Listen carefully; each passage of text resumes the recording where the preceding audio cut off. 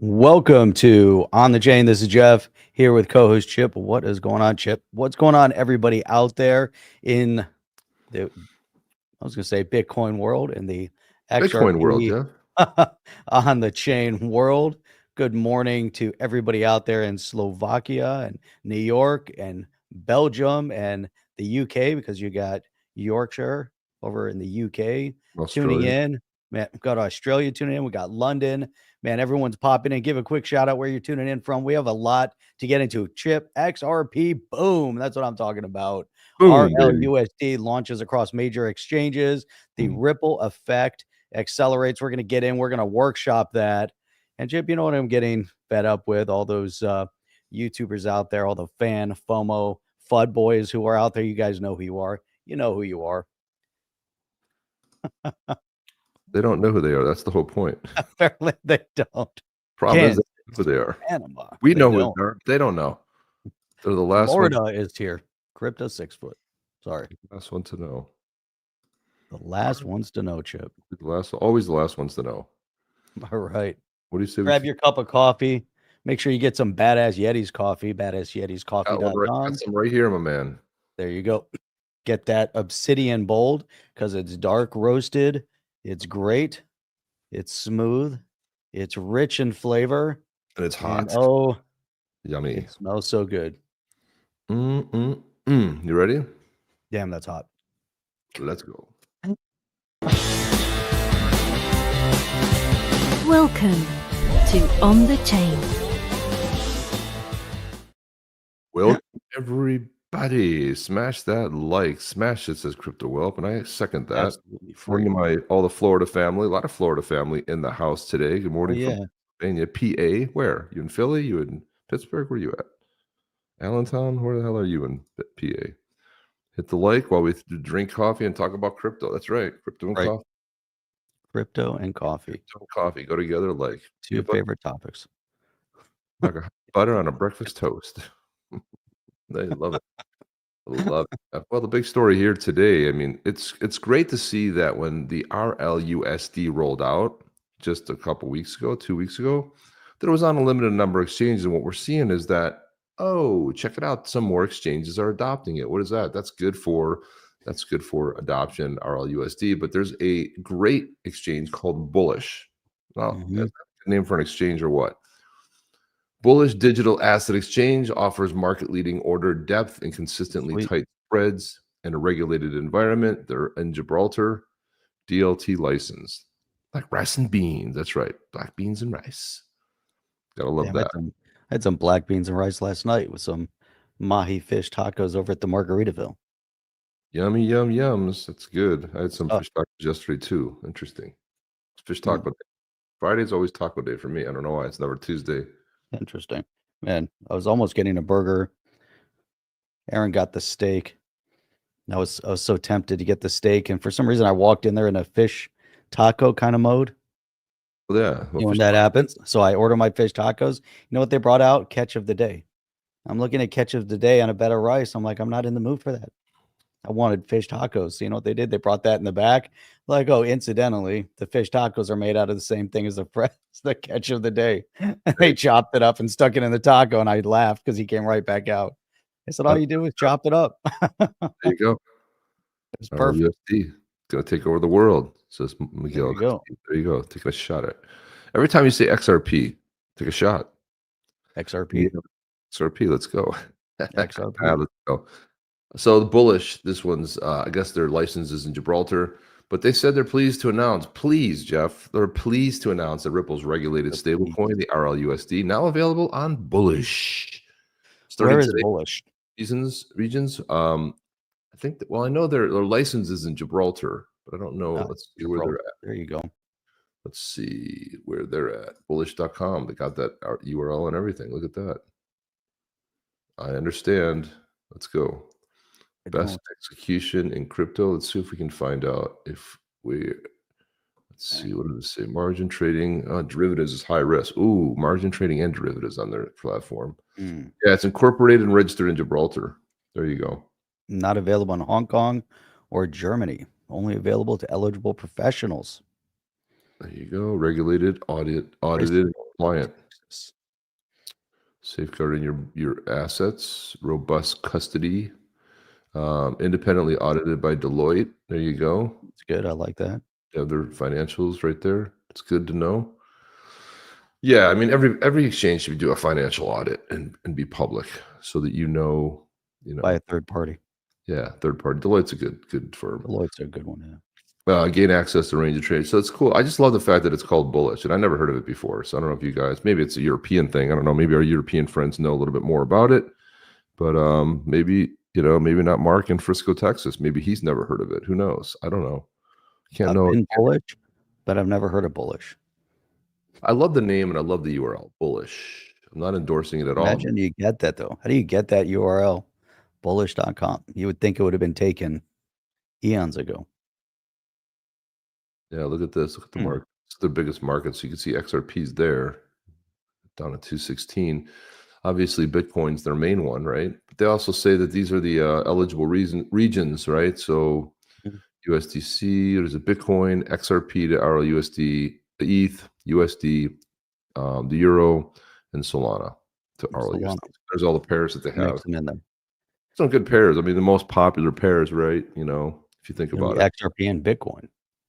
That Ethereum has its own, it's on Ethereum too. So you have the RLSD, which is a really smart move. I love that it's multi-chain. That's another big key reason. Important. Yeah, it is a big missing think of that.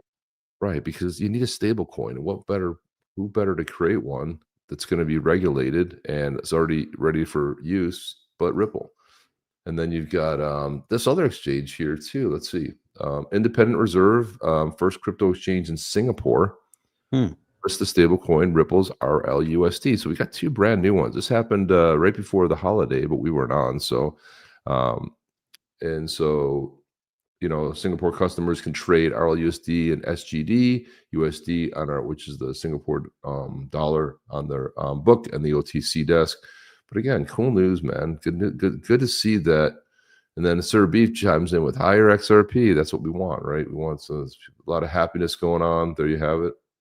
Except Meme is saying, take a look at the price of XRP since the RLUSD launch, right? There was some anticipation, some FOMO anticipation that with the launch of RLUSD, you would see some excitement over XRP and maybe push valuation of the XRP up just because people are bullish in nature over what's happening in the space. But you know what? The exact opposite happens. Anytime there's good news within the XRP region, price point goes down. Well, I mean, it's just, I never expected a big bump. We'll see it over the next course of the next year, but we're not going to see it immediately. And plus, there's not a huge supply right now either. And a lot of people were selling off, taking profits. I saw DM Logic out there saying you got to grab the bull by the balls, and if you got it, then you got to take profits. Everyone has a different strategy. If you go up to 274 and you take it at 274 and you come all the way down to 216, you buy back in, you go, that's great in hindsight when you can check the market. But if you time it wrong, you could lose big too, right? And if you go sell everything and then you don't buy in quick enough, and then you could have made. Everyone has a different strategy, so you can't time the market. Yeah, I mean that's just goes so much stock. You can't necessarily time the market. You can look at charts all day long, but I mean, if anybody can't time the top, you can't time the bottom. And that's one of the things. I read this amazing book on trading and followed the principles, put it into play, pick the stocks. I was every day picking stocks, buying stocks, selling stocks, and it was really good. And 30-40% returns. And it was great.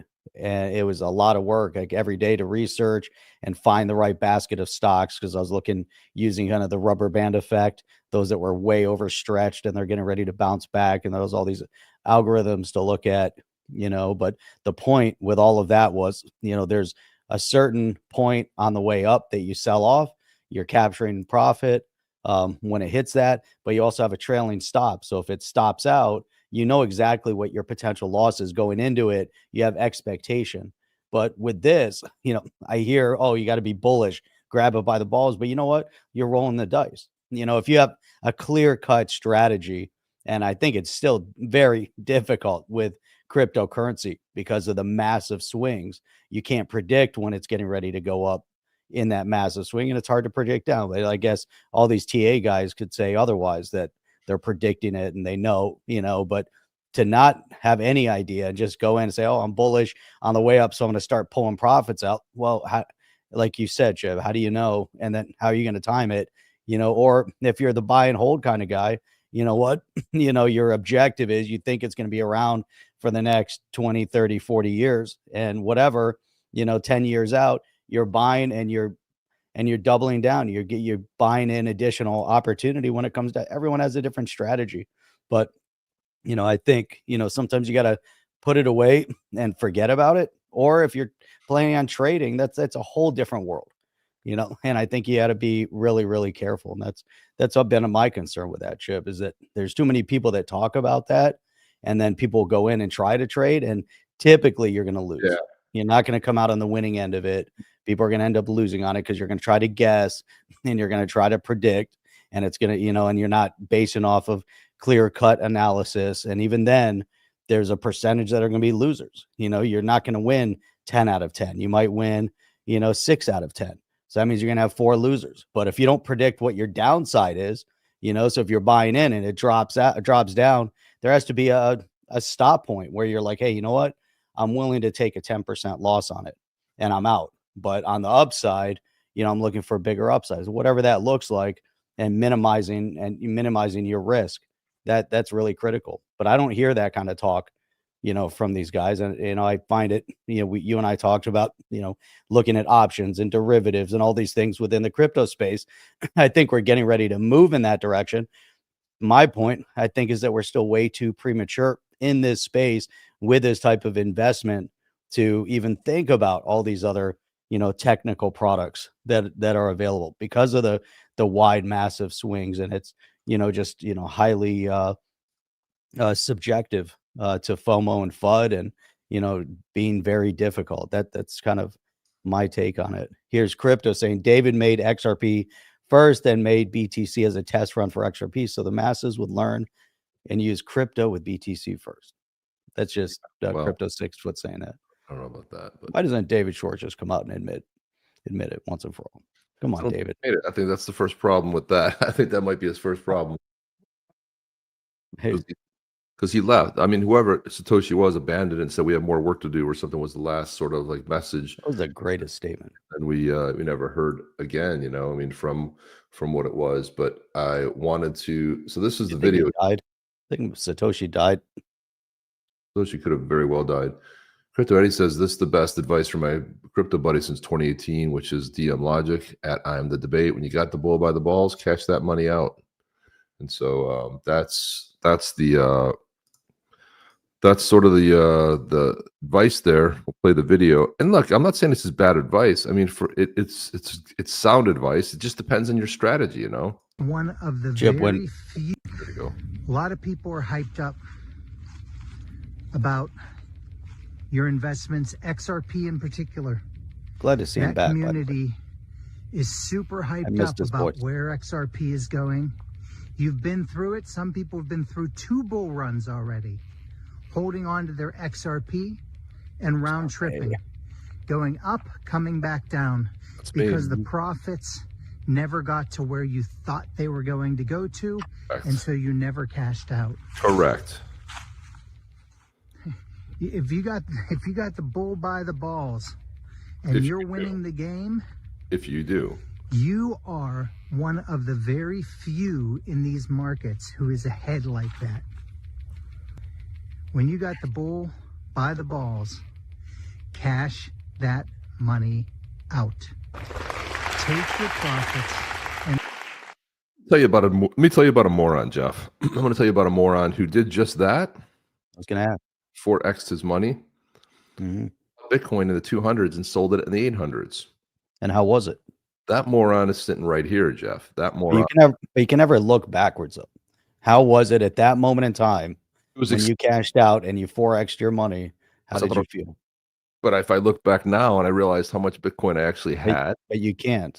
Yeah, I guess you. I know you can't, but the strategy. Had I employed the same strategy, would I have felt bad if I sold it at 80,000 and it went to 100?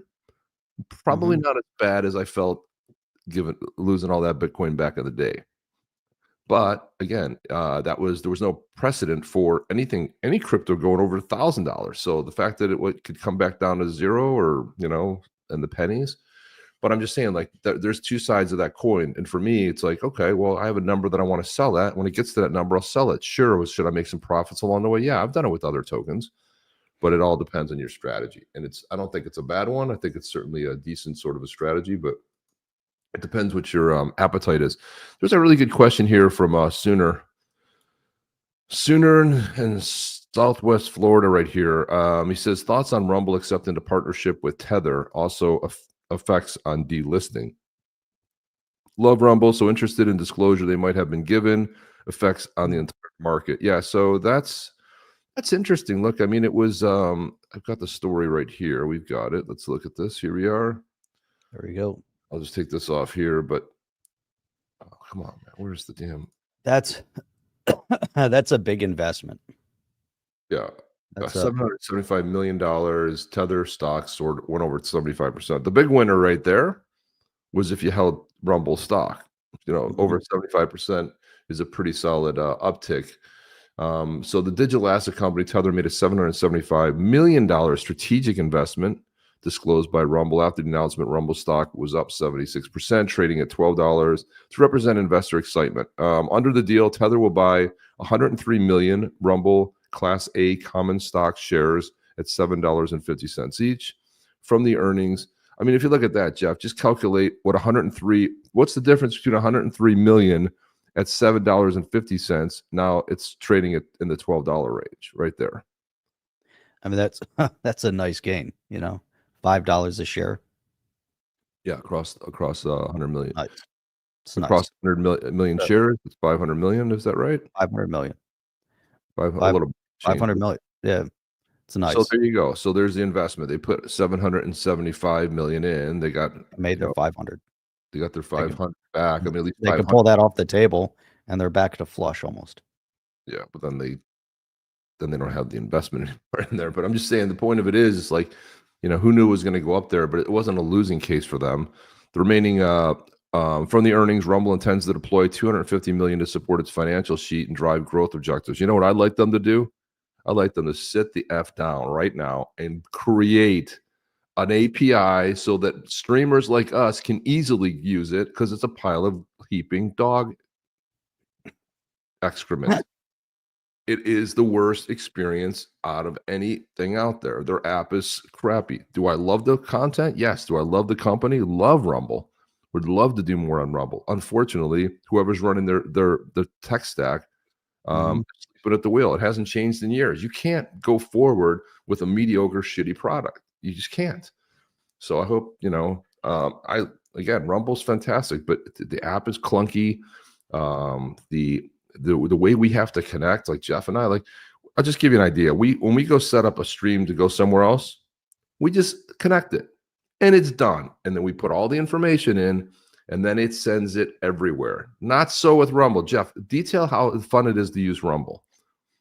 Well, we actually had it set up, but you have to go in specifically over to Rumble, make some adjustment changes to it. So with all the other with X and YouTube and others, we set it up in the platform and you kind of set it and forget it. With Rumble, you got to set it, then you got to set it on Rumble as well. Then you got to monitor and make sure it works. Then you got to make sure that Rumble, when you do that, didn't change your previous thumbnail. So that happened quite a bit too.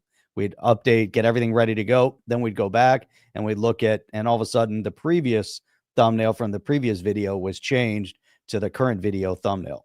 So it would create a little confusion. So there, it wasn't, if it was nice and perfect, it would have been good. I don't think we're getting the aggressive engagement over on Rumble either that we're anticipating. X growing exponentially. I think we get a significant amount of engagement on X, given the fact that X is still a very limited platform for video content. There's no easy way to go back and find video only content. If you go to On the Chain, you're like, I just want to go and see all their videos, kind of in a format like a YouTube.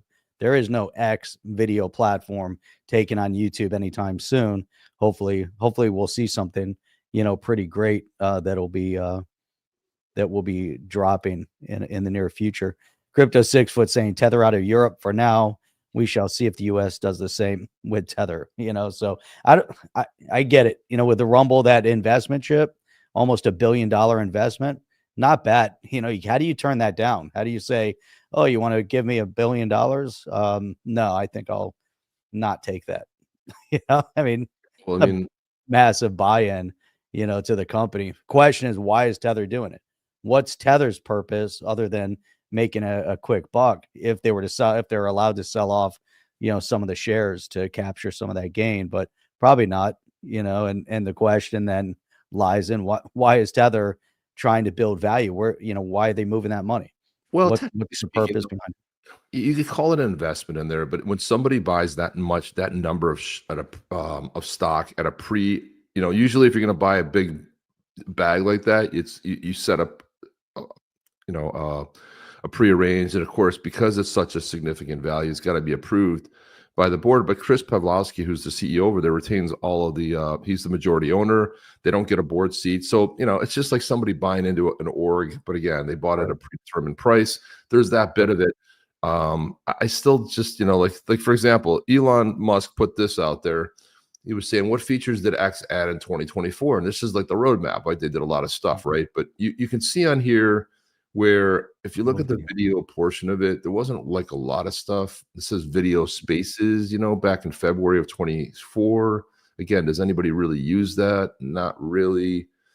Some of this stuff you just, it's kind of in the back end. You don't really see it. You can edit the great. That was something that was kind of cool. You could go back, you spelled something wrong, you could change it. And he says, what was added to X in 2025 will be even more.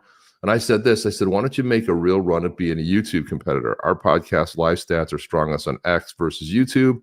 There has to be a way to create a channel similar to YouTube where all the videos can live for replay, and a companion app to go with it, or even if they adapt the app, because there's no home, right? So what we do the equivalent of right now, we're streaming on X. And again, our numbers on X are far greater than anything on YouTube. And if they turn into a real competitor, I feel like it would really take off, right? And the problem with it right now is those videos die in a month, they're gone. The videos don't exist. So that's not a true video platform. It's a right here, right now. Right now, we're doing spaces. Well, you can record spaces. Okay, so where do I go to to see all of the spaces, right? There's a bunch of people that do great shows, they do great content, and then it's gone forever, right? If you don't back it up to like a YouTube channel, it's gone. So this is what I'm saying. If you had a place where you could click over and say, oh, just like there's a little tab on the chain, we could just click on there and you could see, oh, there's all the videos that they've done, similar to what YouTube has. John Doe, an OG here on the chain, said, yeah, Elon, Chip, and and Jeff's channel have a great point. Creators are finding more success on X than YouTube, especially when it comes to content that focuses around current events and news. Elon, X team, create a solution that looks good, and the viewers, creators will follow. He says we'll feed, but I think he meant to will follow, but we'll feed into it. I'm like, I appreciate that comment too, like backing that up. And if we just get there, Jeff, it would be great, because I really believe that Elon Musk could totally take down YouTube. If he does it right, and who knows, he's been talking about it. Now, what's weird is you can get YouTube. They have a or not YouTube. You can get an X app, just video for your TV that just looks at videos. So it sounds like he's starting to think that way. He's talked about it. He's floated ideas, but we need to see more, Jeff. I just think we need to see more. Need more from Elon. He's not busy enough with Doge and SpaceX and everything else. He just has to hire some, to have a good focus, build it out. It's almost there. Tech is almost there. Figure out how to do it. X will blow up. If they put video over there, it'll be the only competitor that can take on YouTube on a large scale. And maybe that's what they're waiting on, dropping a really amazing competitive product, because Rumble's kind of out there. X already has. It would be really amazing. Be really amazing to see that. I'd love it. Be good. You got the bull by the balls. Why don't you try to squeeze some extra juice? I was gonna buy. Hey, by the way, $600 a piece. My wife nagged me, "Don't buy so much." So I bought 3 and sold at 38. To this day, I don't let her forget it. Yeesh. Yeah. Well, I got Wow. a story, go. but I don't go there, man. Just gonna know. Man, but still, well, it's not a bad gain though. So obviously, you can look back in retrospect and say, but look at that, the margin gain. So you can say I did good, but your strategy then wasn't buy and hold. You weren't long term putting it away, forgetting about it, and then seeing what it's going to be in 10 years. With XRP, there's a lot of people, that are just putting in and forgetting about it, and then $1,800, Jeff, and you'll be like, hey, yeah, and to making over 100, what is it, 120K? So that's beautiful. It's a that's beautiful. good. I'll be like, hey, I'm out. That's it. I'm good with 120K. Pay off a mortgage, go buy a car, whatever, whatever you want to do. Go invest in real estate. And you say my 120K now is more valuable if I go buy a condo and put it up on Airbnb. Maybe you'll start generating some monthly income off of it, and you never know what's going through your head at that exact moment, and you're happy with it, and it's not good. And by the way, you see this Tempest chip? This Yeah. badass White Tribe Yetis Tempest is going to be given away to somebody watching the show today. We're going to do a drawing for this bad boy because this bad boy is kick ass. And if you look at the detail, now we have another announcement because we did something special for those that are out there that want to get into holding one of these NFTs. And for those that have already held the NFTs, we want to make sure that people can still get these NFTs if they want, and not look and say, wow, the price of XRP is, now it's just way too expensive. But we also want to keep being able to, do giveaways like this. And we have more in the project to come, a lot of things that we want to be able to accomplish. But check this guy out, Chip. You see the detail on this guy? Right back, Jeff. Hang on, I'll be right back. He's leaving. Chip is going away. But if we look at the detail of what this guy is, he has some sort of a badass Yetis tool here. Tempest kind of get up there into the Himalayan mountains. Yep, they're badass. Doesn't really need a sword or anything. That guy will tear you limb from limb. You see the claws on his feet, on his hands, and then his teeth. These guys are just badass. So when you guys start typing in Yeti, then when we do the drawing, you guys will have a chance to win one of these badass Yetis, which is really cool. So I see people already typing in, and when you have the Zaman wallet, just simplifies the whole process. So you give us your Zaman wallet address. You got to stay in because we're going to do the drawing a little bit. But when you win, you just throw your Zaman wallet in here. We'll do the transaction and transfer right over there. And it's great because if we look back and I say, hey, over the last couple of shows, we had Sean Thompson, won a badass Yeti, Fred Hoffman, Spec Ops, Zober, Meditations, SMG Pro Gaming, Lethal, and many others. Those are all in the badass white tribes. And then if I go into the badass with the blue tribe, which we haven't given away a blue tribe in a little while, so we're gonna have to do that. But we got Kevin White, Visual Vendetta, Ray Run, Cash Velocity, and actually I'm looking here. Cash Velocity actually has won a blue tribe and a white tribe, so that's pretty amazing. That's really cool. We got a whole list of people that have been winning these badass Yetis, and they're really nice, really cool, and it's really exciting to see people being able to engage. Some for the very first time, actually getting an experience with the NFT technology. So do the giveaway. You have your Zaman wallet. You're able to capture it. You go to the, look at that. You go to the XRP.cafe, and then you can connect your wallet over here in this little corner here, connect up your wallet, and then boom, you're connected. And then you can go and see, if you click that, you'll see all your cool NFTs that you hold. And if you've never done it before, you can see the NFT over on your Zaman wallet. You can see it. That's the beginning stages of utility of NFT, which is exciting. So if you think about like, what does the XRPL mean? How do you impact and interact with it other than going on an exchange and buying some asset? Well, you buy an NFT and you can hold that NFT in the wallet. You can transfer it. You can see like this is the beginning stages of utility within the blockchain space. I think it's a really cool example of it. Obviously, Chip, as we move forward, there's a lot of technology out there yet to be adopted and adapted to modern day in terms of what can be done in real estate, fractional ownership. Imagine you have fractional ownership and it's represented, your deed is represented by a cool badass Yeti NFT as an example. Be like, I got this Tempest means I own 20% of your real estate property. That's what it means.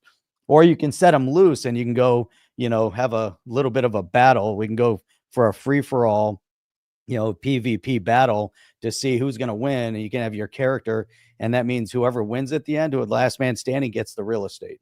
That'd be a cool thing too. It would be a cool thing, but we're not promising anything. Let's put that real. No, we're not promising any of that. That exists today. that doesn't exist.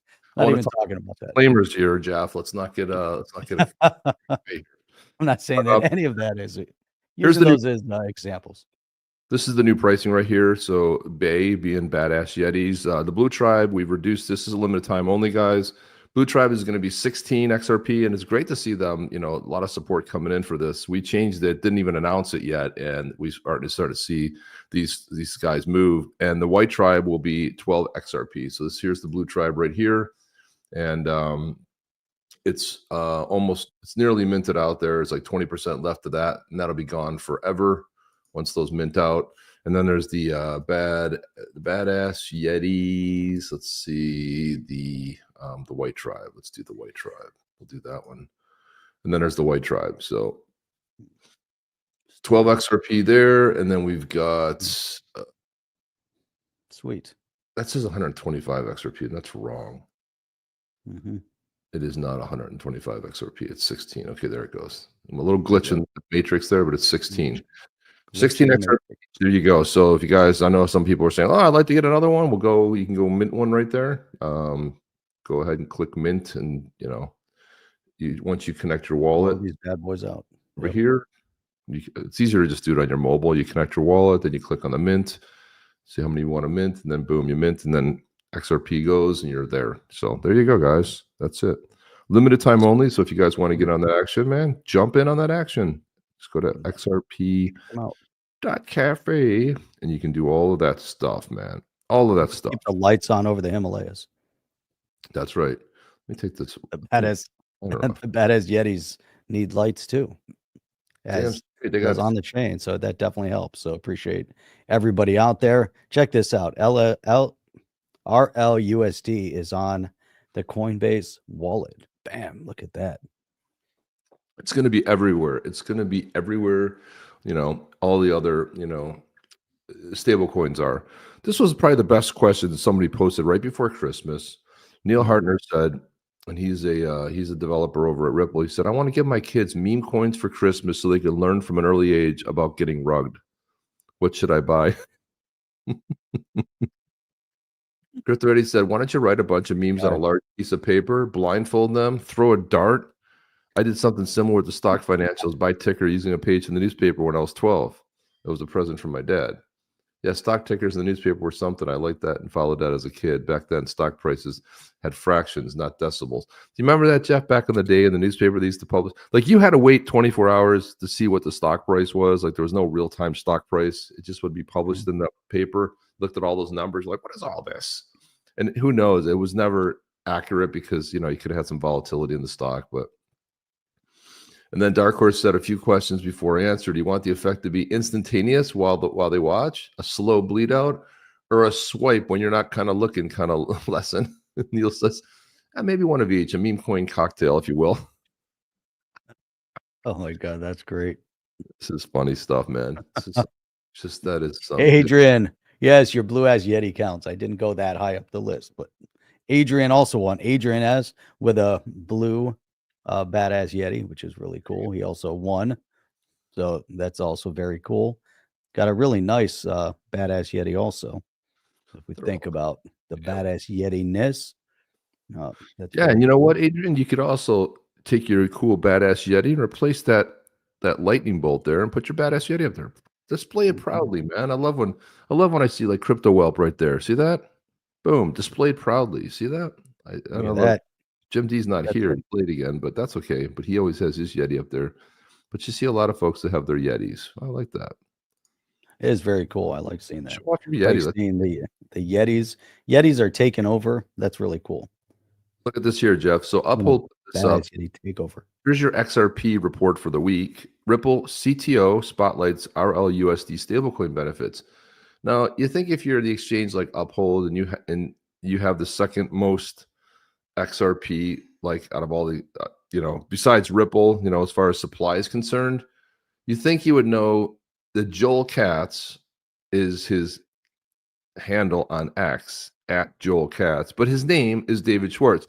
They say Joel Katz, Ripple CTO. No, that's not correct. I mean, it's David Schwartz. Shared insights into the newly launched RLUSD and its potential within the XRPL ecosystem. RLUSD introduces new opportunities for developers and expands use cases on the XRP ledger. And by leveraging XRP as a bridge asset through auto bridging, RLUSD is set to boost trading volume. Ripple's ecosystem benefit as XRP drives cross-border payments, while Ripple USD supports growth on chain applications. There's Jim D. Like real-world assets, the FX markets, and trade settlements. Schwartz described the RLUSD and XRP as complementary assets that could shape the future of Ripple's offerings. What's your take? My take is let's get his name right. That's my take. Whose name? You weren't paying attention, Jeff. I missed the name. You missed the name. I got into the name. But they don't know. Joel Katz is his handle. It's not. That's funny. Yeah. That's why I missed it. I'm like, who's Joel Katz? What are we talking about? Yeah. It's not his name. There's Fred. Check it out. Fred Hoffman. Fred's a proud owner of a badass Yetis. That's right. Kick-ass, badass Yetis. Got a whole bunch of stuff going on over there. Let's see. Hey, you know what else is very cool? Let me see. Let me see if I can find it. Let me see if we can pull this bad boy up. Let's see here. Where is it, Chip? Where is... Missing it. There we go. Man, sometimes X is hard to follow. Try to find stuff. It can be, Jeff. It certainly can be. So I throw a little comment in there. It's just, I think you would know that, but whoever runs that account apparently doesn't know. They don't know. They just don't know, Jeff. They don't know. They don't know, Chip.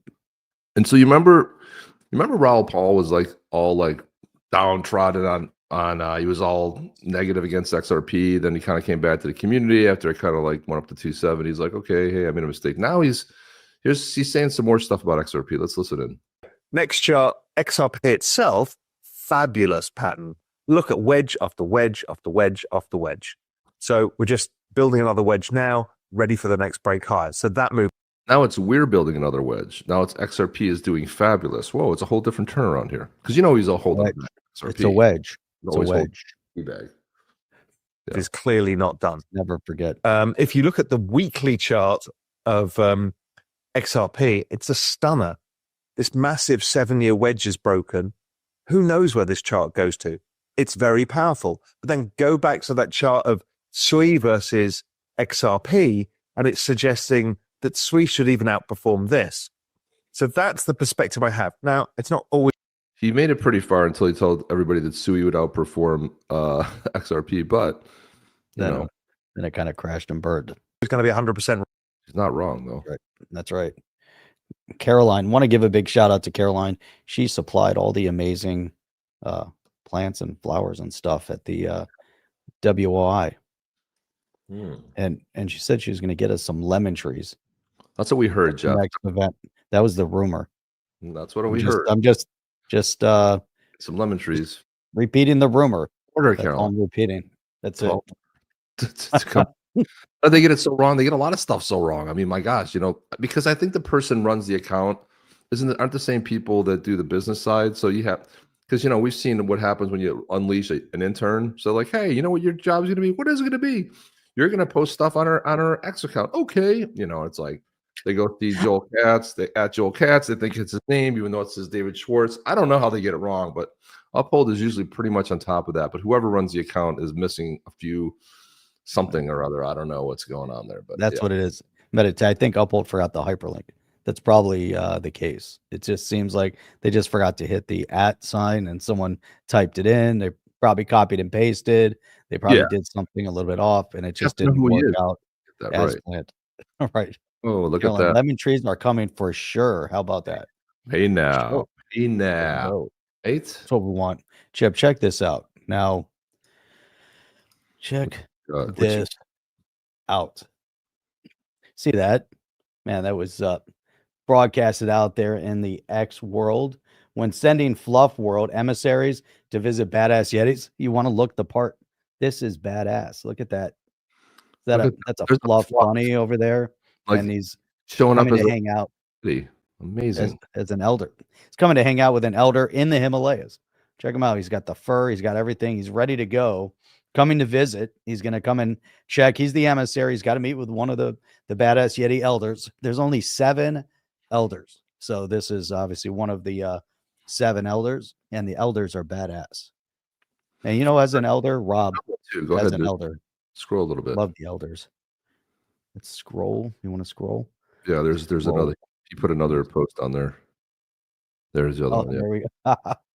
Yes, yeah, I had responded to him, and I said, "Well, you know, we'll let him in, and he's gonna have his one of the guardians will be his Overwatch." And so he sent a guardian or the emissary. There you go. So you got the emissary guardian coming to hang out with one of the guardians that protect the dominion of the elders. So there's a whole bunch of guardians. They're obviously on the front line. They're the ones responsible for making sure nothing happens to the elders. And then one day, when it's time for an elder to move on, one of the guardians replace them, and magically they grow into one of these badass elders, which is really cool. So it's really, and I love seeing that kind of discourse and moving stuff going on. That's really cool. It's really a beautiful sweet. site. Yeah, thanks for doing Really that. sweet. Look Well, at that. Scotty, appreciate that, man. And then A Gensler Yeti. no, we don't The spoil. Gensler is not going to be a Yeti. He'll be something else that they'll put on a spit Yetis in string him the up over a pot. Himalayas. They'll be like hung up like Not on pot. a wood spigot over the top of a pot as a sacrifice. Then we had Gasparino, Charlie Gasparino, a Chupacabra line. Yeah, Chupacabra, badass Chupacabras could be next. We have we do those elders are pretty cool, man. Look at that, man. He's got one. And you know the so Charlie Gasparino was on with your boy Pomp. Remember he used to say, "Hey, it's your boy Pomp." I'm like, well, your boy Pomp's in his 40s, okay? You're not your boy anymore. But Pompliano, who gets a lot of press these days, but he was on his podcast and he was talking about XRP and Ripple. Listen to this. I want to get your take on this, and everybody here, I want to hear your thoughts on this. Is that your boy Pomp? They're also saying crazy stuff. You know, I get a lot of shit from the Ripple XRP people, like, you know, which you gave me a funny story before, which we talk about. I was the mainstream reporter that dived into how they might have been unfairly singled out. I mean, I literally, me and Ellie Terrett literally wrote this seminal piece on this. Mm-hmm. And we wrote it because it was so bizarre what happened. I did a hit. So when Ellie's sitting over there, when did we write that story? November 2021. Okay, November 2021. Top of the market. We wrote the story about how this company Ripple is under the gun from the SEC, and how, you know, there's this huge, you know, fight that's going on about whether they're being unfairly prosecuted or regulated. And we covered it from many different angles. The reason why I did that story is because maybe 3 or 4 years earlier, I did a piece about, I think it was about Ethereum and consensus, where I said they wanted to establish they're looking to establish a regulatory regime. Mm-hmm. A guy named John Deaton, who's like a big XRP guy and good friend of mine, John Deaton found that clip and he posted it. I think he ever gave me that steak dinner. I'm still waiting to hear on that. I'll have to ask John about that. If he ever got the steak dinner. I'm not sure if it ever happened. But this is an interesting story that I'd never heard before of how influential John Deaton was here. So and I got like 4 million tweets at me. I mean, remember, it was like nonstop and it kept going. So I called John Deaton up. He didn't know me. I don't know him. And I said, what is this? He goes, you don't remember doing this? I said, yeah, kind of. It was like years ago. And then he introduced me to the Ripple case. And so I always thought the regulation of Ripple was, I mean, just needless given all, think about it. They were going after Ripple and XRP while Sam Bankman-Fried, it was going nuts, essentially ripping people off. So I always felt that was regulatory over. This is so incongruent what he's saying here. He starts off saying that he thought it was unfair, and listen how he finished. Overreach. I always felt there is a need for a safe harbor. So this technology, Ripple does have an underlying technology. We've essentially forced it overseas, I believe, is where it is, because it's kind of in regulatory never land still to this day. The SEC is appealing the case. And then because they brought the case, this is how stupid it is. So they bring the case, they get this moron judge who says, oh no, they don't deserve this. Investors, the retail investors don't need the disclosure. They're okay not disclosing to retail, but they should have disclosed it to the institution. This idiotic judge didn't. He's calling Annalisa Torres an idiotic judge. Now, he went from saying Ripple was unfairly targeted to now saying that she's an idiotic judge, right? Even know that she established precedent that there should be less disclosure for retail. That shows you what a mess bringing this case was and how they went after him. So he's getting into, see, Charlie lives in a world. The funny thing is Charlie and I are the same age, right? So Charlie lives in a world where it's best, everything passed him, right? So he's still living in stock world. He doesn't really understand the crypto thing too much. And he's missing the whole point of, like, there are no disclosures. This is not a security, dude. He still thinks it's a security, even though he thought it was unfairly brought against, Ripple. And then he starts saying that, well, the retail, the institutional side is what they said because they sold it institutional. Yeah, the way they sold it. And so he thinks that was a loss for Ripple, but he doesn't even know what they're appealing. This is even the better part. He's like completely lost in the case. I mean, and so I'm pointing these out. You do get on the side of these crazies on the internet, but again, I'm always going to call it like I see it, and that is a stupid ruling. XRP may suffer if it gets reversed, which I think there's a chance. It will never suffer. He thinks it's going to get reversed. It's not even up for appeal. Right. It is the law of the land. It's the only. When is this interview from? When did he do this? Is this recent? Yeah, it's recent. Or is this an old interview? Oh, Jungle posted this clip. Jungle Inc. posted this clip. I think it was Jungle. Maybe it wasn't Jungle. Maybe it was somebody else. Maybe it was Crypto Eddie. Somebody posted it. Oh, you know who posted it? DAI posted it. I can still see its content even though I'm still blocked. But DAI posted this. So, but regardless of it, I mean, it's after the court case. It's an appeal, but he thinks it can get reversed. May suffer if it gets reversed, which I think there's a chance it gets reversed and XRP and Ripple's back on the hook. The SEC may drop the whole thing now that Trump's in there, though. That's a whole. Okay, Trump's in there, so this is after the election. This is recent. Yep. None of this makes any sense. He just doesn't understand the dynamics. He's just talking to talk at this point. He's saying things, and he's not formulating a proper narrative. He's just dropping all sorts of words, and it's interesting to see a lack of clear understanding of the space. Yet he's the first one to report it. You figured he'd do a little bit more research, figured he'd dig a little bit more into the technology, figured he'd dig a little bit more into the court case. The guy is on, he's a reporter. This is what he does. And he does a lot on finance. So I would anticipate that he would speak a little bit more intelligently on the topic. And it just doesn't seem like his narrative is following the proper trend, especially with Trump coming into office. Does he really think that at this point they're going to overturn the case? Now what we're going to get is more regulatory clarity based off of this case. This case was setting a level of precedence. Now we're going to get more clarity because that's what Trump is talking about, bringing more power to the hands of the people. Does he really think with Doge, Elon Musk, and Ramaswamy that all of a sudden they're going to allow these unelected bureaucrats to continue to run roughshod? I mean, where's this guy? Like, his thought process is just so incongruent.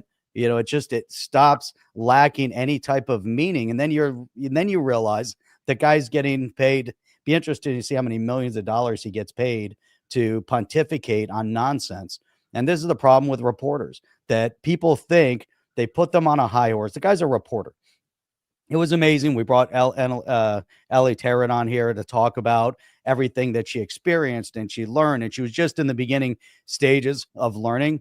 The guy, you know, he's a reporter that doesn't even dig into the facts.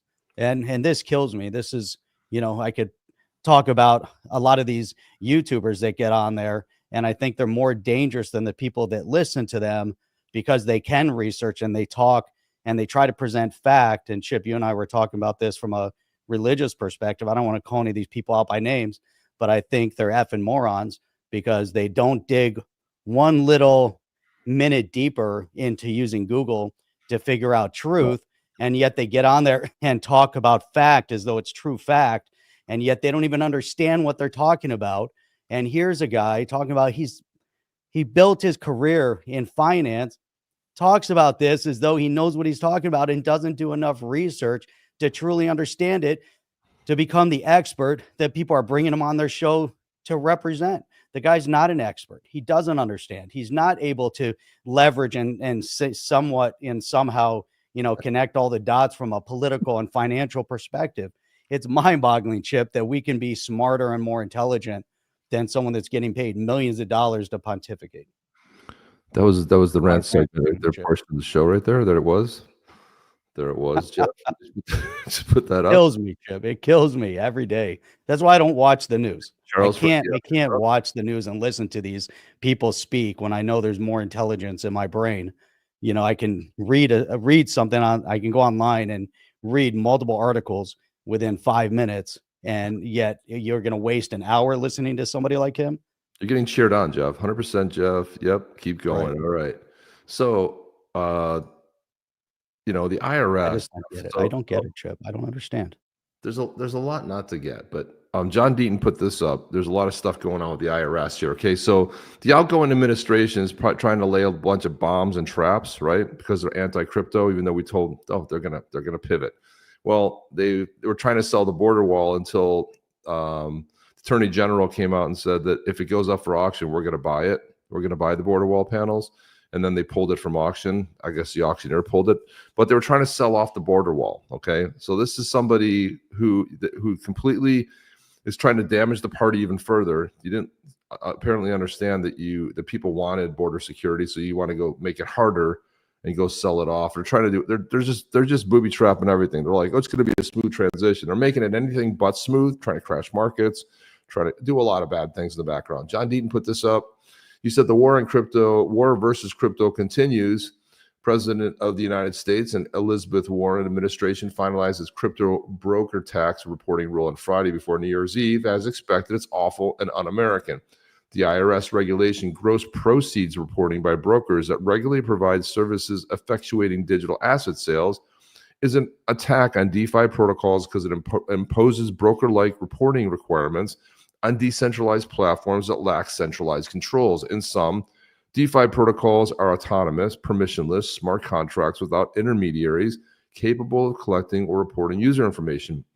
And this regulation is akin to the fake Indian, Pocahontas, Senator Warren's banker ban on Bitcoin bill, which served as a de facto ban on self-custody of Bitcoin because the requirements were absolutely impossible to comply with. So enforcing these kind of requirements on DeFi will only stifle innovation, continue to drive developers and projects offshore. It's an outright attack on DeFi because it undermines the core principles of decentralization and user privacy that define the essence of DeFi. Make no mistake about it, this 11th hour attack is designed to undermine the next administration's pro-crypto agenda, along with stablecoin legislation, rolling back SAB 121, among other things, and the new Congress should quickly reverse this 11th hour un-American bullshit. And then, Jeff, I said this, well, when SCOTUS overturned the Chevron doctrine last June, agencies lost the ability to create rules that were not explicitly authorized by Congress. So tell me the legislation that Congress passed that gives the IRS a free rein to make rules about crypto. They don't have it. This was the whole powerful thing of the Chevron doctrine. These agencies were going rogue. They were making up all these policies Congress has never, to my knowledge, has never passed anything that has anything to do with the IRS being able to levy these new rules about crypto. They can only make law. So I keep bringing this up about this. Well, Paul Grewal, who is the chief counsel over there at Coinbase, chief legal officer, he said this. He said over and over again, this administration's targets software developers. We see this in the suits against wallets, sanctions against Tornado Cash, and now this. It flies in the face of what Congress authorized. See, he's hinting at the doctrine, right? That Chevron, but he doesn't say it. In the face of what Congress authorized, and this is common sense. It will not stand. Absolutely will not stand. But they were talking this Nareej Agrawal. He's the what is he? He's the comms commissioner or communications over there at Coin Center, cryptocurrency policy. I don't know if I think they're. So he says, we published our analysis, the IRS Midnight Broker Guidance. He goes through, it's a big, long thing. We don't have to get into it. But, Paul Grewal is exactly 100% right here. Congress did not authorize these rogue agencies to be making these stupid rules up.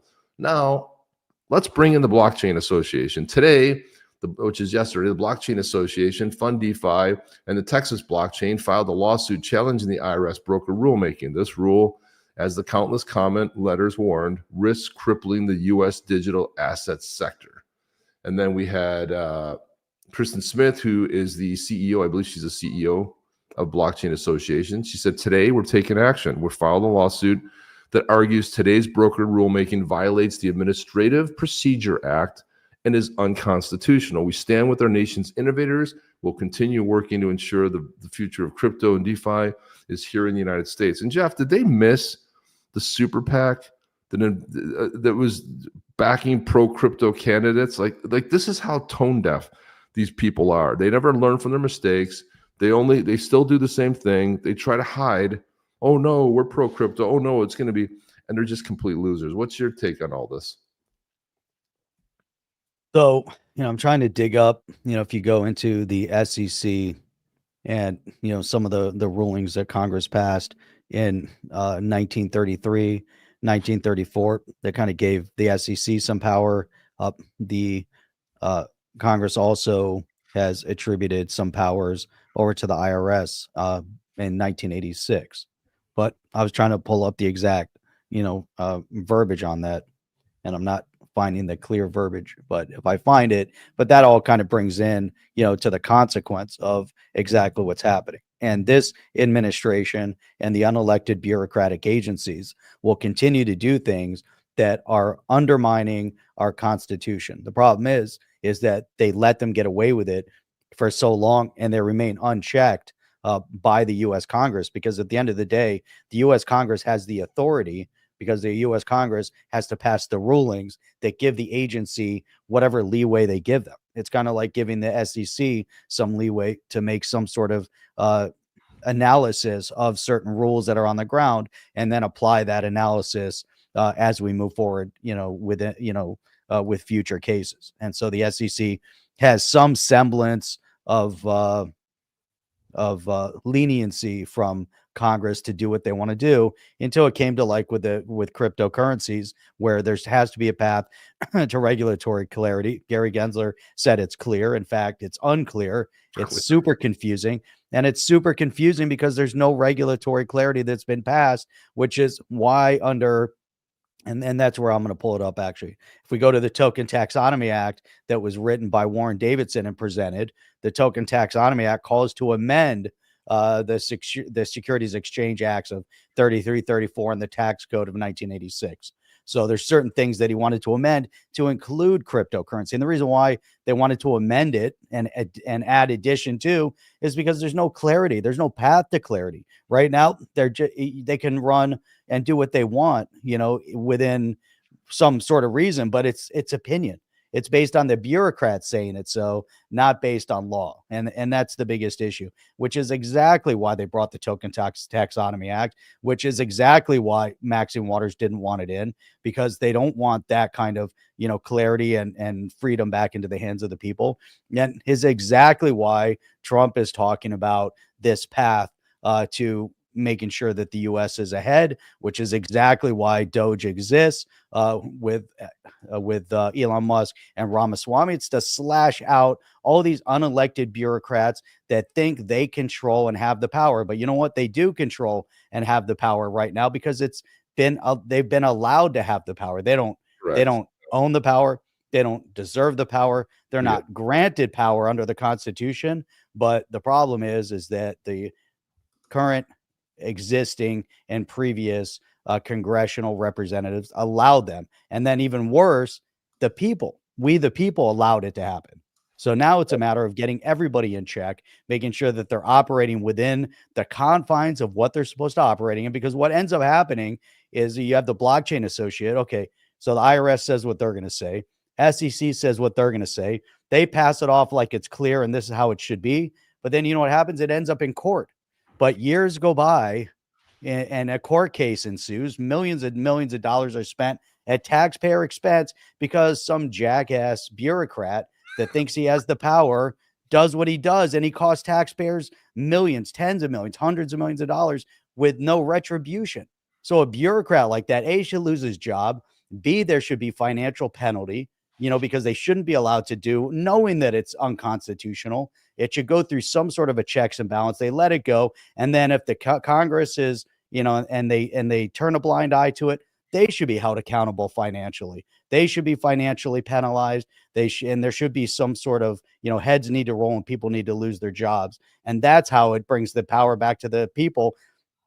You can't have a government where people can't be fired and then they get pensions. Forget that. And then you have these whiny bitch ass, congressional representatives making $178,000 a year, crying that they don't have enough money and they need to make $243,000 a year.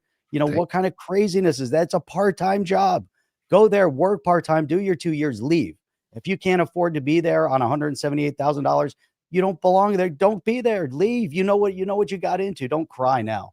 That's the problem. Then it all filters back into the problems that we're talking about with the SEC and the IRS and what they're doing with crypto, because they just let their, we've been allowing them to do what they're doing. And that's got to come to an end.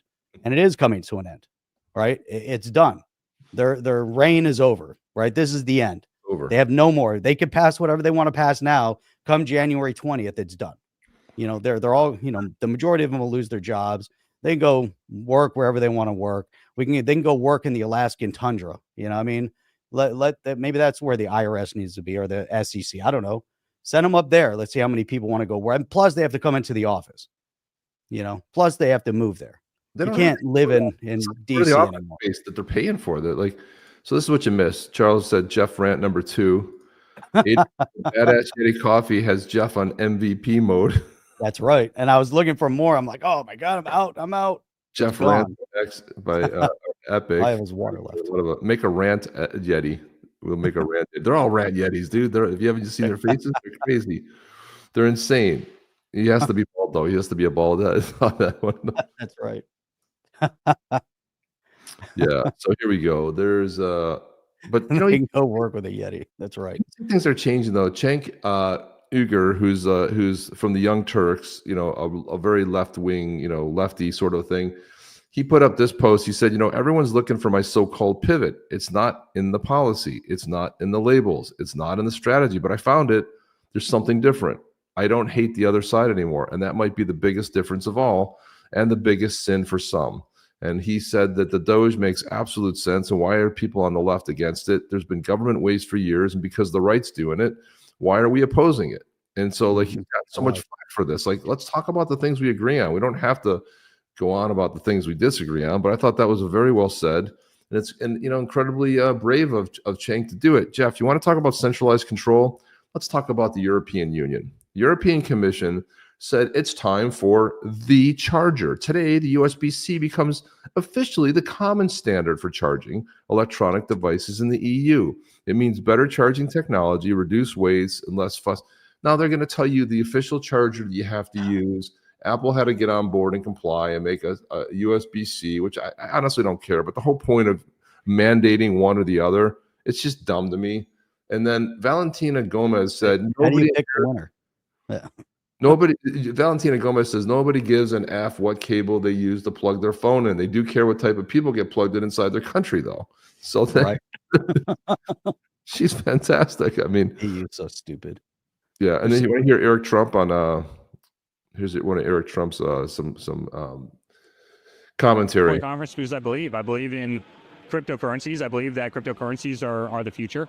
Banking is slow as hell. It's antiquated. It doesn't work. It doesn't make any sense that banks run on 9 to 5 schedules 5 days a week. When cryptocurrency, you can trade it in the middle of the night on a Saturday at 12 p.m. While having dinner with your wife or sitting on the couch, you can trade cryptocurrency. The banks are lethargic. They don't work for everybody. They leave those people behind. They're expensive. They're lethargic. They're not inclusive at all. And I think the modern banking system is changing very quickly. I think it's one of the reasons you see BlackRock spending billions in cryptocurrencies, and Fidelity and Schwab and just about every bank under the sun. It's the future. I mean, why do I have to go all over Abu Dhabi to try and find an ATM if I want to pull out $100? By the time you pull out the money, you lose 30% on it based on currency exchange rates plus fees for the ATM. When you can literally pop open your wallet, you can send a link. It takes you 2 seconds to do. And you don't have all those problems. You don't have all those structural problems. And so there's no question to me that times 100, right? Blockchain, there's nothing that can be done in banking that can't be done more efficiently using blockchain. And blockchain is changing the world, whether or not people like it or not. And there's a lot of people that see it, the people who are here at this conference. There's a lot of people who don't. The people who don't see it are the people who are going to get left behind. And so so I believe in this technology, and my family believes in it. My father wants America to be the crypto capital of the world. And I'm happy to support it today. Yeah, sound kind of cut off, but yeah, you don't think he's a massive influence on what's going on with the father there? I mean, come on, man. How come I can't? Yeah. I can remove that. You think the unelected bureaucrats are going to continue doing what they're doing? There was a court ruling. You remember there were some issues with Judge Torres got called out by Senator Kennedy saying some things, like some other opinions on stuff that probably wouldn't support very much.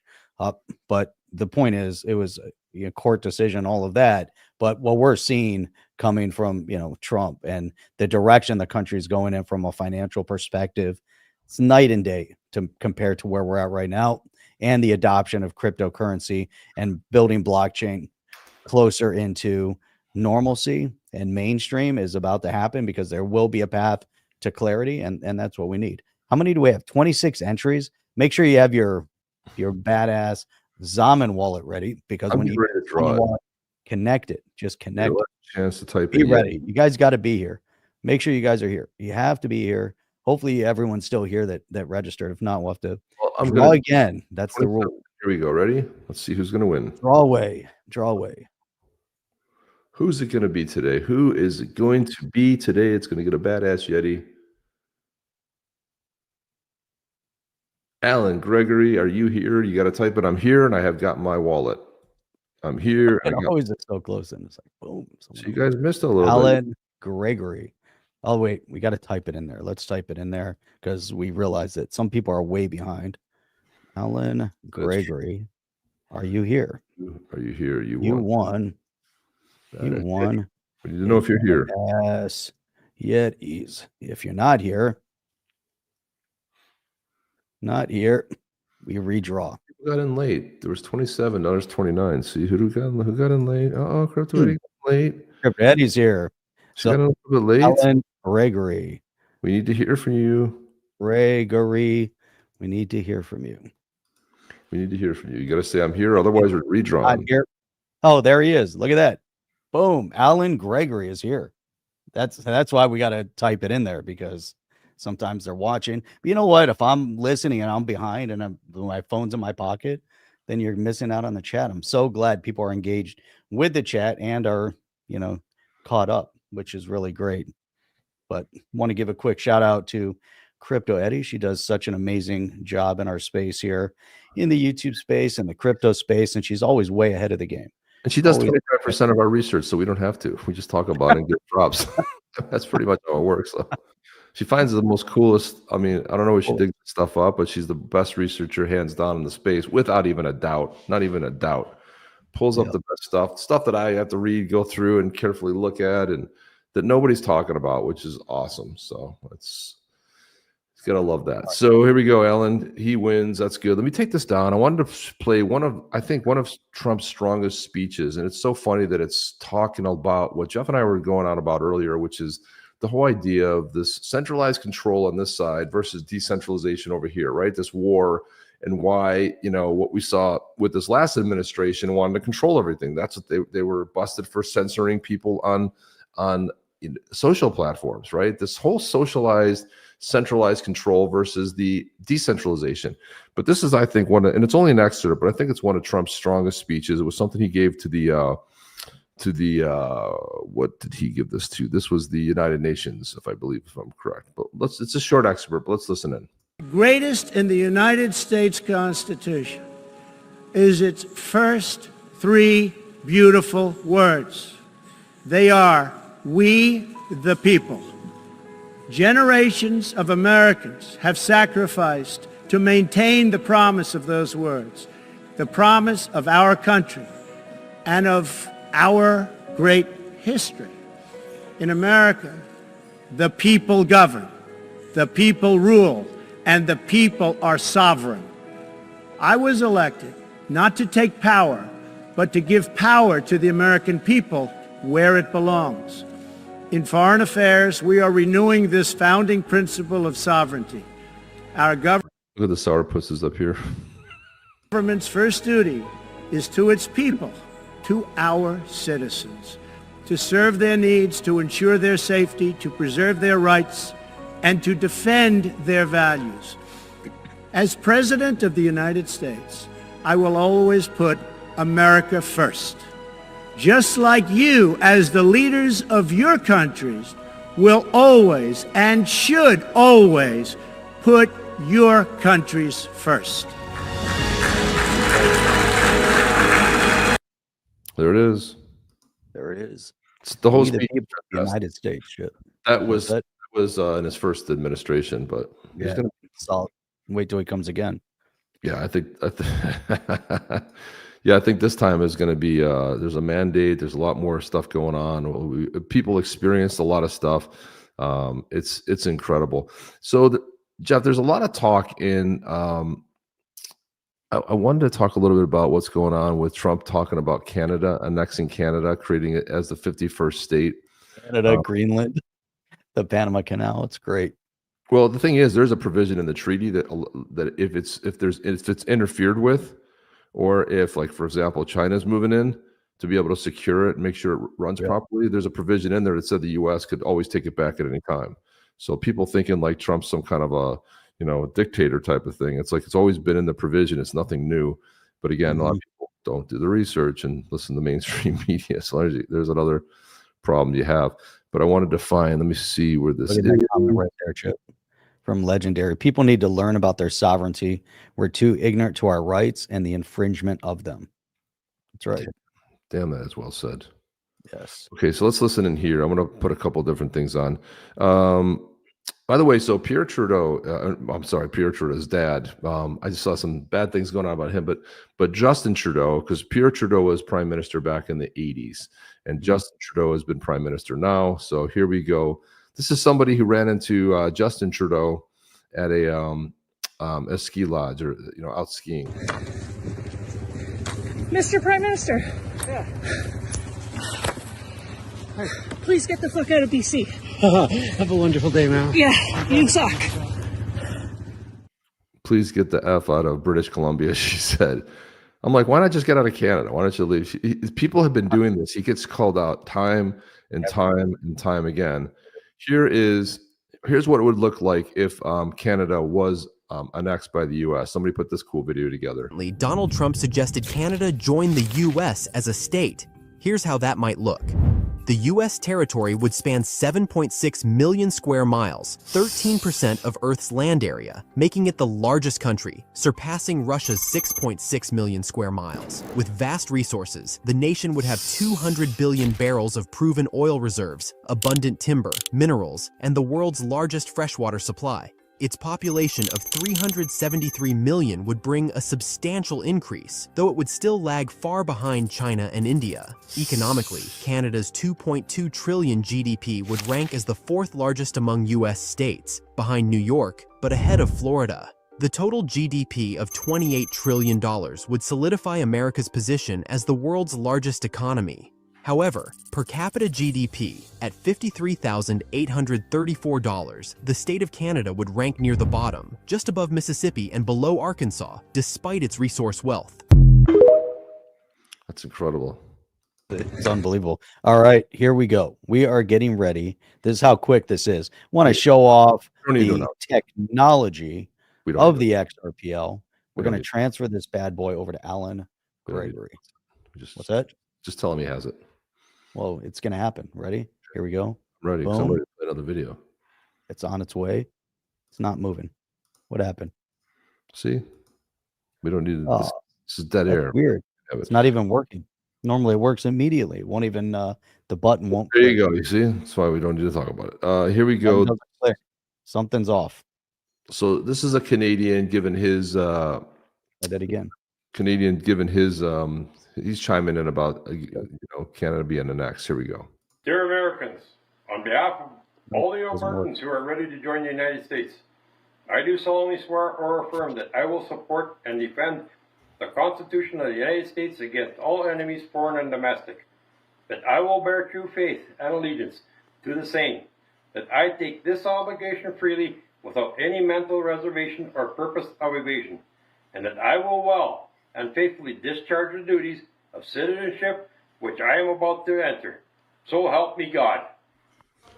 Merry Christmas, everyone. Trump just said Merry Christmas as well, and look what he said. He said, Governor Justin Trudeau of Canada, whose citizens are taxed too high, but if Canada was to become our 51st state, their taxes would be cut by more than 60%. Sounds pretty good. So you have a lot. This is, I mean, the way he's trolling this, I mean, this is more about just highlighting the ineffectiveness of the prime minister. Really, is what all this comes down to, Jeff. I mean, in a nutshell, that's pretty much what's going on here. I mean, it's incredible. But I always like to play something funny at the end of these. That address isn't working for some reason. Yeah, the address is probably wrong. So you got to make sure you got the. Go ahead and make sure you have the. Typically, it says put a valid address in, but it won't even allow me to click the button. Just double check that it's your receiving address from the Zaman wallet. Make sure you have the right one. Double check that that's the right one, because it's not letting me. So Jeff, we just had Christmas that was passed, and kids always get some interesting, fun gifts, and these two kids got some gifts, and I was just like blown away by not only their excitement, but at what the gifts were. Let's see this one. So the first one. This kid is so excited when he opens up this gift. Watch this. Alan, you don't need to add a trust line. You just need to make sure that XRP wallet is or the Zaman wallet set up. Doing this. I think you have to put one XRP in there. Why are we doing this? One XRP, right? One XRP. Two XRP. It's two XRP, I think. Two XRP now. Whatever it is, you just got to set up. Make sure the wallet is active. The Zaman wallet is active. As long as it's active, then we're good to go. Yeah, because especially if you go to XRP.cafe and you try to connect the wallet, you can double check it and make it sure. Holds it and deep sixes it into the ground. Is that what happens to it? Oh, it has it destroys the flow. Anyway, here's this kid. He's getting a gift. He's excited. But yeah, what are you looking at? Kid's getting a Christmas gift. Yeah, when you're doing all this other stuff, you're not listening to the show. That's the whole thing. It's like when you're worried about the transaction, nobody cares. You can do it all. Transaction. Everybody cares about it. We don't have to kill the show for it. We just showing the XRP, the transaction. It's the movement of the transfer. The person here doesn't know what happens in 4 to 5 seconds. There's nobody on the earth that doesn't know that. Oh yeah. How long does it take? Except for Charlie Gasparino, he doesn't know. Exactly. Maybe he's walking right now. You could tell him. Tell him how to do it. He doesn't know what it is yet. He's not 100% sure what it is. Ranch dressing, the kid's ecstatic, Jeff. Ranch dressing.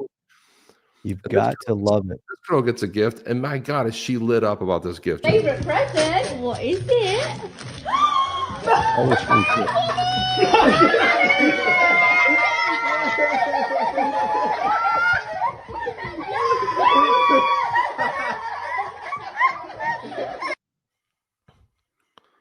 And the other clip, she throws it up and it hits her on the head. She laughs and she runs around. Cute. I mean, what's wrong with these parents? Give them ranch dressing and broccoli. Yeah, I don't know. Caroline wants to know if Australia can please be annexed. Can you imagine Australia joining the fold? That'd be great, man. That would be sweet. All right, still not working. I don't know why it's not working. Because it's the wrong address.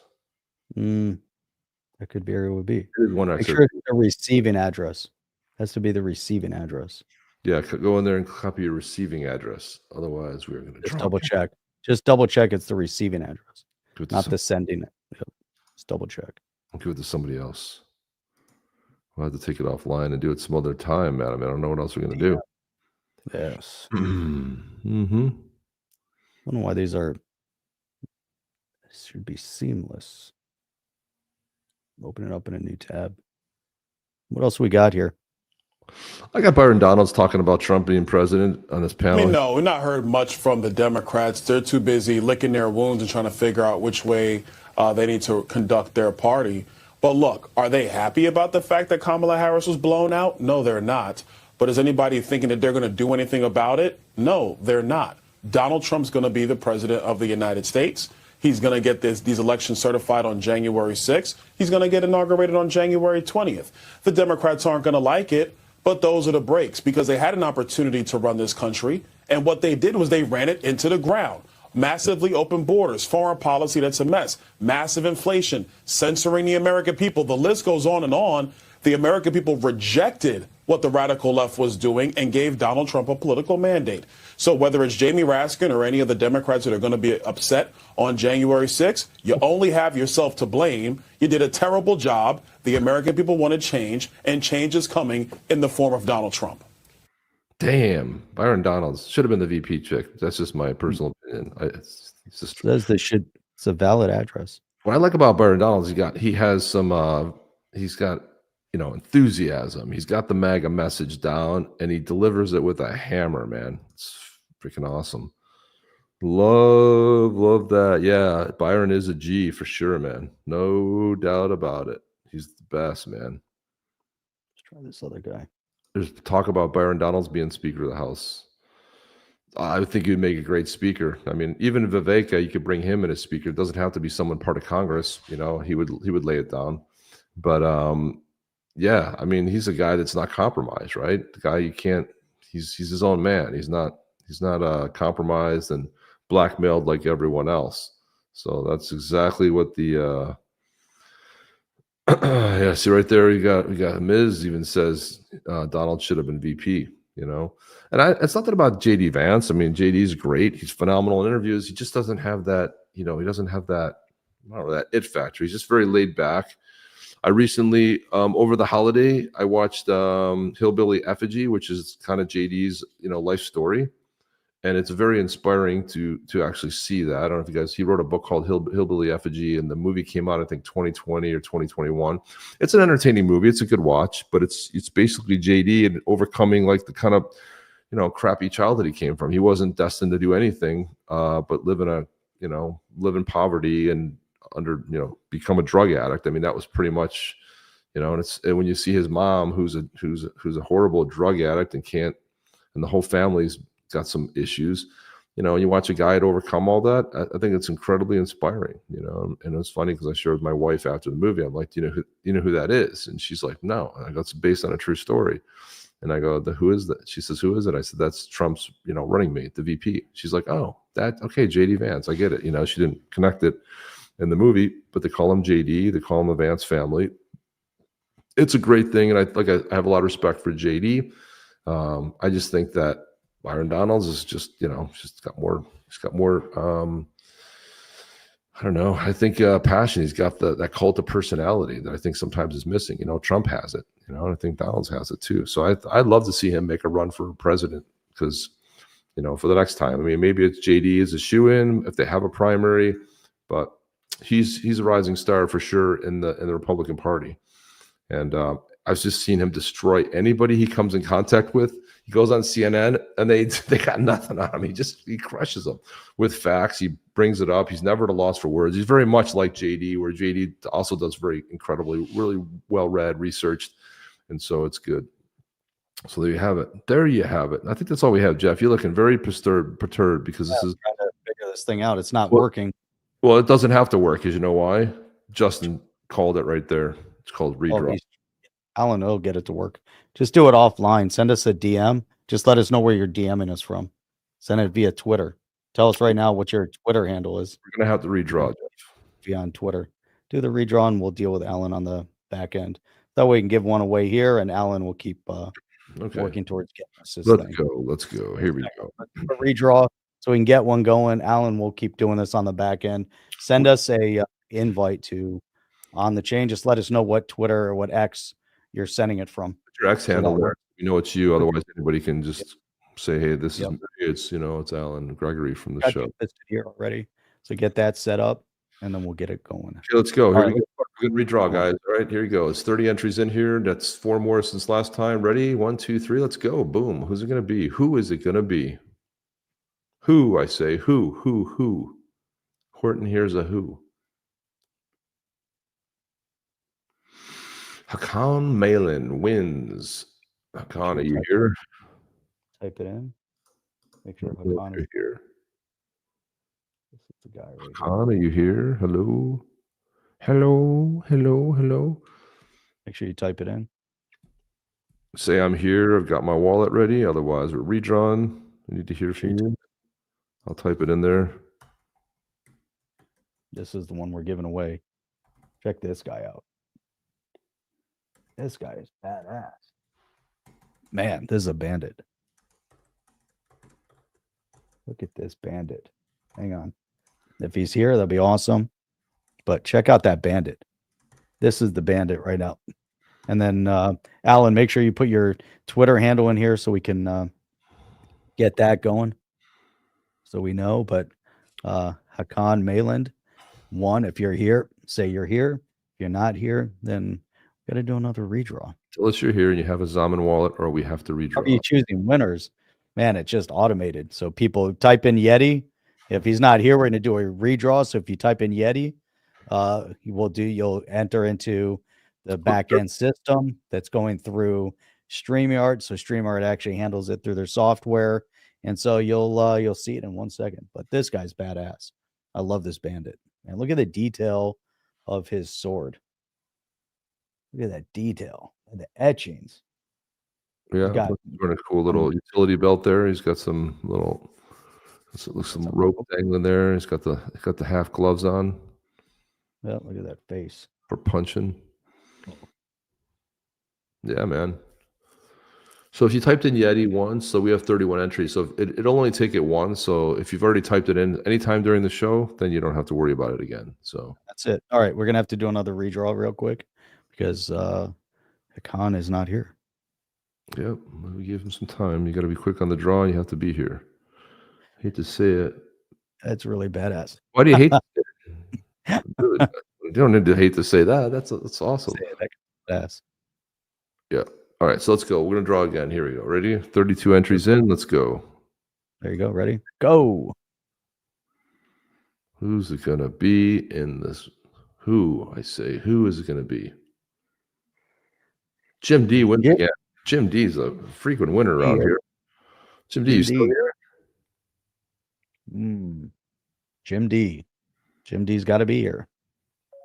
Look at that. Look at that, Chip. Jim D, you here? Haven't seen him in a little while. Come on. Let's go. Jim D. It's so funny. It's like the people that are like here and typing in Yeti, like they're not the winners. Oh my, he says, oh my. So he's here. Jim D. Your wallet address. Jim D. Jim D. There you go. Man. Jim D. OG. Jim D. OG. Congrats, Jim D.